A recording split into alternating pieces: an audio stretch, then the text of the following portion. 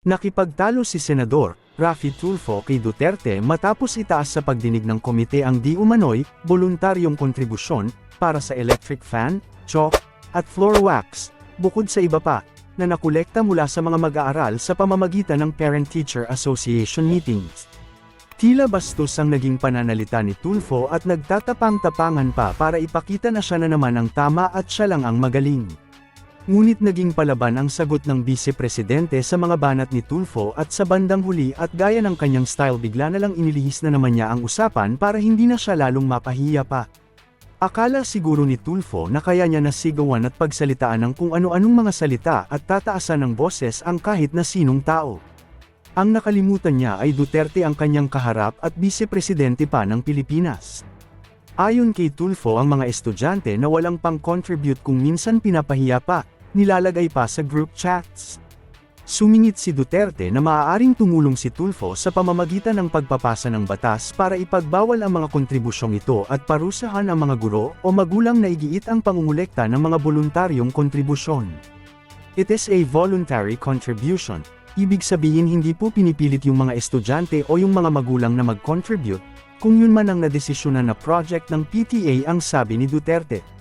Ang sagot naman ni Tulfo ay, unang-una, wala akong kapangyarihan para ipatigil yan. However merong kapangyarihan ng DepEd para ipatigil po yung mga voluntary contribution sa PTA. Sinabi ng Vice Presidente na bibigyang pansin niya ang payo ng Senador. Pakinggan natin ang mainit na palitan ng sagot ni Tulfo at Duterte at kung paano nanlambot sa pagkakapahiya si Tulfo. Madam Chair, Your Honor, we take note of your advice. You don't answer, you don't sign department orders.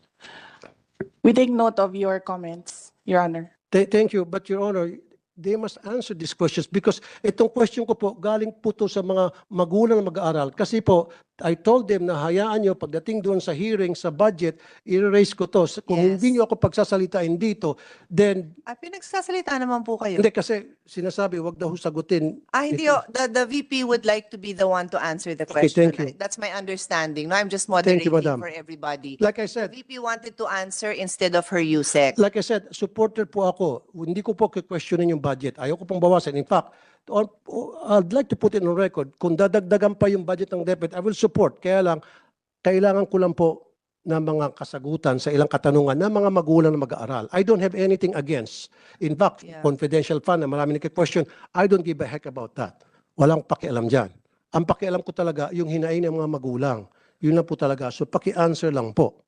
Kung sino sanang gusto mag-answer. If I may, Senator Raffy, the Secretary took the floor earlier and responded that ang suggestion po niya, and correct me if I'm wrong, my understanding from the Secretary is that she said what you could do, because you were asking what you could do now that you're a senator, is to pass a law that would prevent that. Because as far as DepEd is concerned, they have already issued the memorandums that prohibit contributions. Pero yung gustong gawin ng PTA, ng parents, my understanding is that's out of your hands.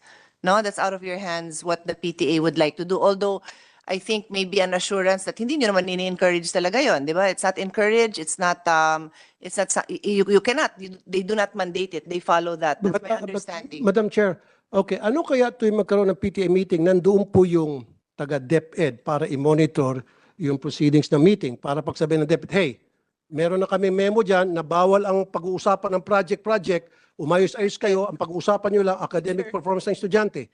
Is that fair enough? PTA ho means parent-teacher. So may teacher ho na present doon. Yes, may And teachers na present. At Yun principal pa kuminsan.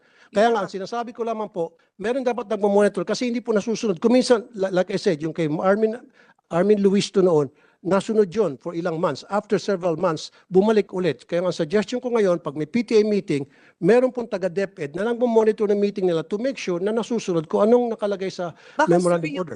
you could give them the specific complaints that you received so that they can particularly go to those schools and find out if there were any violations and find out if there was conduct unbecoming of a parent, of a teacher that should be addressed. Ang reklamo nga po, Madam Chair, ay yung pong sinasabing voluntary contribution na inaamin na nga po ng DepEd na mali talaga. Tulad po na ulitin ko, chalk, floor wax, pintura, varnish, TV, electric fan, test tube, printer, utility bills, janitorial, security guard, repair ng CR. Ito po ay mga reklamo and documented po ito. And I have documents to support this. And in fact, some of the teachers also told me na talaga nangyari po yan, Mr. Senator, wala kami magawa kasi hindi po nakakarating sa amin yung budget.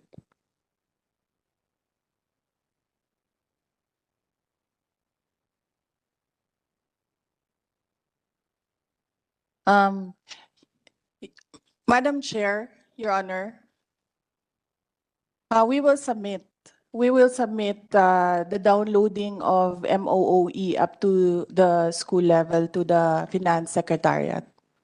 At doon na lamang po, Madam Chair. Test tube.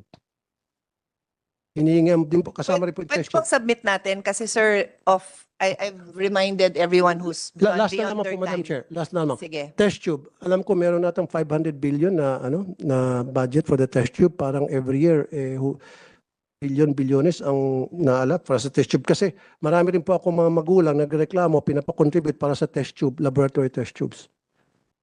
Ano ho yun, sir? Kasi I Test handle tubes. the budget, so Test tubes I can, po. Yung I can test tubes attest, yung para sa mga laboratory. I have not seen 500 billion for test tubes. Or at least yun pong pagkakaalam ko, yun pong Ay, wala akong 500 billion. Ako na ho magsasabi So sa inyo. anyway, bakit po yung sa test tubes? Sige na lang po. Bakit po test tubes paulit-ulit po every year hiningan po ng contribution ng estudyante?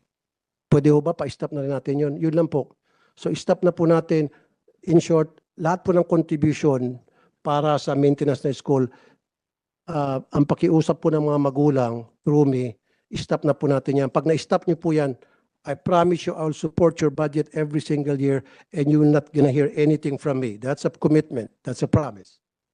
Ito'y alang-alang sa mga magulang na mga lumapit sa akin. Madam Chair, Your Honor, we take note of the advice of the Honorable Senator Raffy Tulfo. Bakit daw hindi mo wala yung voluntary contribution?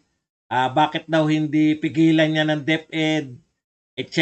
Noon daw panahon ni Armin Luistro, meron na niyan, napigilan niya dahil kinausap niya si Luistro, pinakita niya yung mga angal ng mga siya na naman. Alam niyo, Senator Raffy Tulfo, kailan lang yung sinasabi niyong Luistro matagal na pong merong PTA. Bata pa ako, may contribution na yung PTA.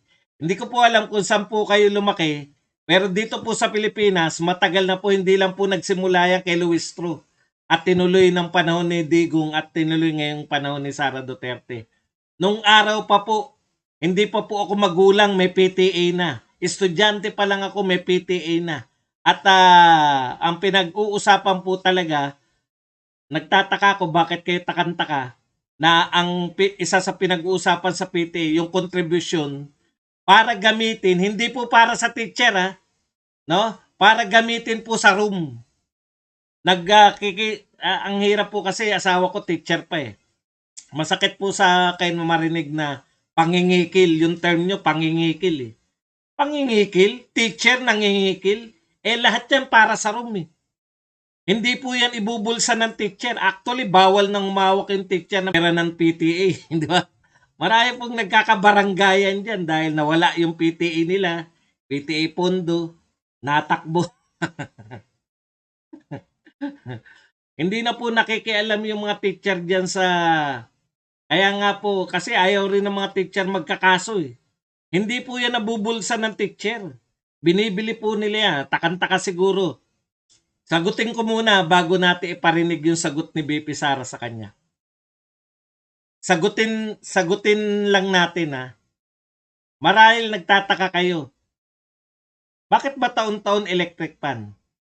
Ako po umaten minsan, ng PTA. Siguro mga isang oras lang mahigit. Sa room ng mga anak ko. Kunwari wala akong alam sa DepEd. Sa room ng mga anak ko. Umaten ako ng PTA, di ba? Pakilala, ano yung mga patakaran ng eskwelahan. Tapos maya-maya contribution na. Maiisip mo talaga, bakit po lagi naiisip electric fan? Maiisip nyo po talaga maaawa kayo. Yung umaaten meron kasi, sa totoo lang po, yung mga hindi umaaten na magulang, sila po yung umaangal. Hindi nga sila umatin eh. Ibig sabihin, wala sila doon nung pinagpasyahan ng mga magulang na bumili ng electric fan. Bakit? Naawa po sila sa mga anak nila. Dahil isang oras pa lang sila sa room ng mga anak nila, butil-butil na po yung pawis.